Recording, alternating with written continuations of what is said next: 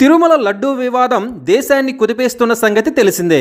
గత జగన్ ప్రభుత్వం నెయ్యికి బదులుగా జంతువుల క్రొవ్వును వాడారంటూ చంద్రబాబు చేసిన వ్యాఖ్యలపై దేశవ్యాప్తంగా తీవ్ర దుమారం చెలరేగింది. తిరుమల లడ్డూలో జంతువుల క్రొవ్వును కలిపారని ఆరోపణలు రావడంతో హిందువులంతా కూడా ఒక్కసారిగా షాకుకు గురయ్యారు. మరోవైపు చంద్రబాబు చేసిన ఈ వ్యాఖ్యలపై వైసీపీ నేతలు ఘాటుగానే రియాక్ట్ అవుతున్నారు.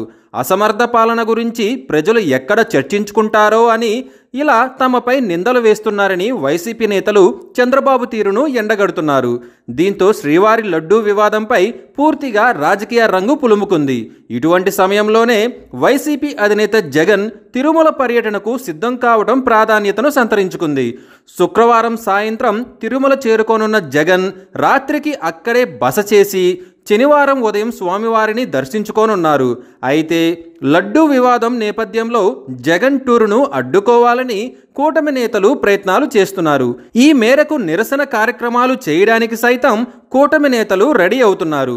మరోవైపు టీటీడీ సైతం జగన్ డిక్లరేషన్ ఇస్తేనే అనుమతిస్తామని అంటూ చెబుతోంది. ఇటువంటి తరుణంలోనే ఏపీ డిప్యూటీ సీఎం జనసేన అధినేత కీలక వ్యాఖ్యలు చేశారు. ఇది హిందువుల అంతర్గత వ్యవహారమని, వ్యక్తులను అన్య మతాలను లక్ష్యంగా చేసుకొని మాట్లాడవద్దని ఆయన సూచించారు. జగన్ తిరుమల యాత్రలో డిక్లరేషన్ ఇస్తారా లేదా అన్నది ఆయన వ్యక్తిగతమని పవన్ కళ్యాణ్ చెప్పుకొచ్చారు. ఇది టీటీడీ చూసుకునే ప్రక్రియ అన్నారు. ఆ ప్రక్రియపై రాజకీయ పార్టీలు స్పందించాల్సిన అవసరం లేదని ఆయన తెలిపారు. డిక్లరేషన్ ఇస్తారా లేదా, ఆలయ సాంప్రదాయాలు, మర్యాదలు, నిబంధనలు పాటిస్తారా లేదా అనేది జగన్కే వదిలేయాలన్నారు. తిరుమల శ్రీవారి విషయంలో జగన్కు మద్దతుగా పవన్ కళ్యాణ్ నిలవడంతో టీడీపీ నేతలు సైలెంట్ అయ్యారు.